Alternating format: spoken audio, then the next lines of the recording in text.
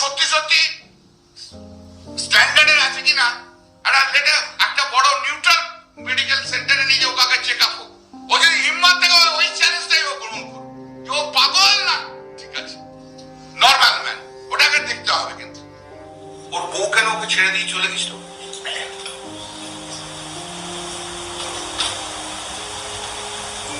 একা একা কেন ঘরে থাকতো? কোনো আত্মীয় স্বজন নেই কেন? কেউ নেই কেন চারিদিকে? যখন সব ইন্টারভিউ দিত তখন চাটাও নিয়ে আসতো, বাড়িতে একটা কাজের লোক থাকতো না, বোধহয় ভয়ে থাকতো না। হ্যাঁ, কেন? সমাজে মেশার মতো স্ট্যান্ডার্ডের উনি মানুষ ছিলেন না, এখনো সমাজের স্ট্যান্ডার্ডে মেশার মতো মানুষ নন। মাতালটাকে দেখলেন? এই মাতালটা অভিজিৎ গাঙ্গুলির মতো ভদ্র একজন মানুষের ব্যাপারে কি বাজে মন্তব্য করছে। যে মাতাল সন্ধে 6টার পরে নাকি নেশা করে পড়ে থাকে, তার নিজের দলের লোকেরা বলে, সেই মাতাল বলছে নাকি অভিজিৎ গাঙ্গুলির ব্যাপারে। এটাই হাস্যকর ব্যাপার সব থেকে। তাহলে চলুন এই মাতালের কার্যকলাপগুলো দেখা যাক।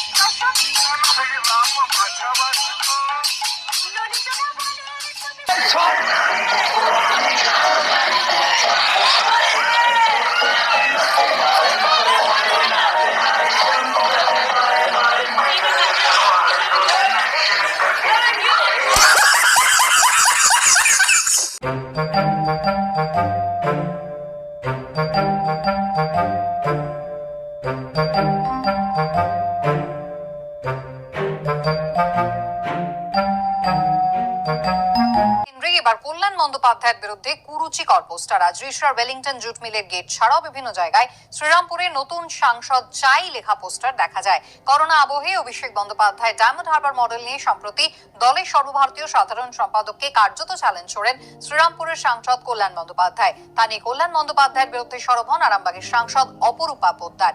এদিন অপরূপা পোদ্দারের বাড়ির আশেপাশেই কল্যাণ বন্দ্যোপাধ্যায়ের বিরুদ্ধে পোস্টার দেখা যায়। পোস্টার বিতর্কে কল্যাণ বন্দ্যোপাধ্যায় বা তৃণমূলের কোনো প্রতিক্রিয়া এখনো পাওয়া যায়নি।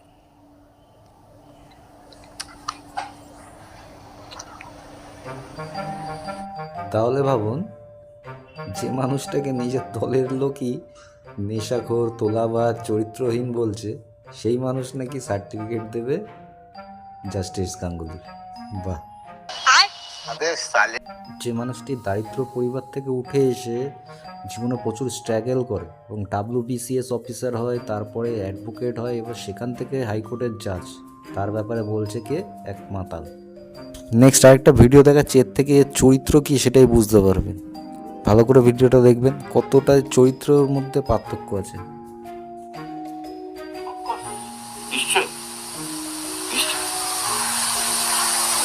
অভিষেক বন্দ্যোপাধ্যায়ের ওই ঘোষণাটাকে কোনোভাবে মান্যতা দেবে না?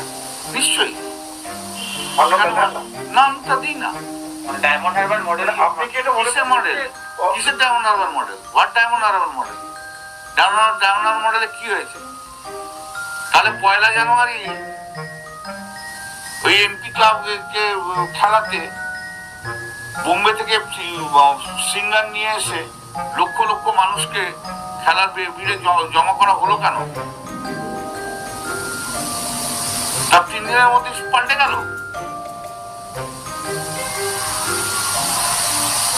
তাহলে তো একটা কনসিস্টেন্সির অভাব আছে, বুঝতে হবে।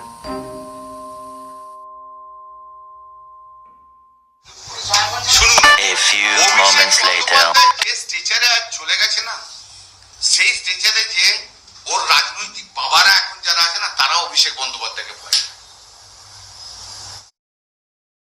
आज ही बदल लिया साला। यही नहीं, अभी और सुनिए। রাজনীতিতে অভিষেক বন্দ্যোপাধ্যায় প্রতিষ্ঠিত পশ্চিমবাংলায় ছেড়ে দিন। অভিষেক বন্দ্যোপাধ্যায়ের নেতৃত্বে ভারতবর্ষের বুকে, দিল্লির বুকে গত বছরে যে আন্দোলন হয়েছে, দিল্লিতে এমন আন্দোলন কখনো হয়নি। আমাকে এখনকার গভর্নর যিনি আছেন, এটা টিকিটের জন্য পা চাটছে, পুরো দেখেই বোঝা যাচ্ছে, শিওর। অভিষেক বন্দ্যোপাধ্যায়কে দেখে যাদব যুব নেতা ছিল, যখন শারদ পাওয়ার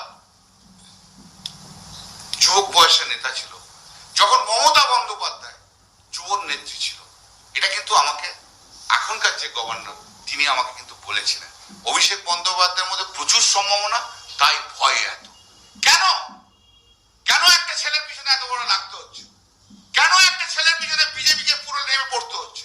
কেন একটা ছেলের বিয়ের জন্য নির্মলা সীতারামনকে পার্লামেন্টে স্টেটমেন্ট করতে হচ্ছে? কেন একটা ছেলের জন্য বারবার ইডি সিবিআইকে ডাকা হচ্ছে? কেন একটা ছেলের জন্য বারবার ডায়মন্ড হারবার নিয়ে অ্যাটাক করা হচ্ছে? কখন অ্যাটাক করে, কখন বলে, যখন তার মধ্যে ভায়াবিলিটি থাকে। কিন্তু অভিষেককে এইভাবে নষ্ট করা যাবে না।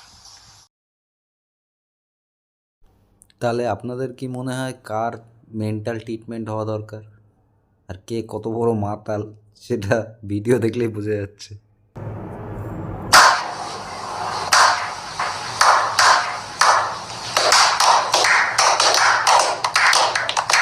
যে মানুষ রাত্রে এক কথা বলে সকালে এক কথা বলে সেই মানুষ নাকি বলছে অভিজিৎ গাঙ্গুলির মতো মানুষের ব্যাপারে। এটাই হাস্যকর সব থেকে। এরকম ভিডিও দেখতে হলে অবশ্যই চ্যানেলটিকে সাবস্ক্রাইব করবেন। নমস্কার, জয় হিন্দ।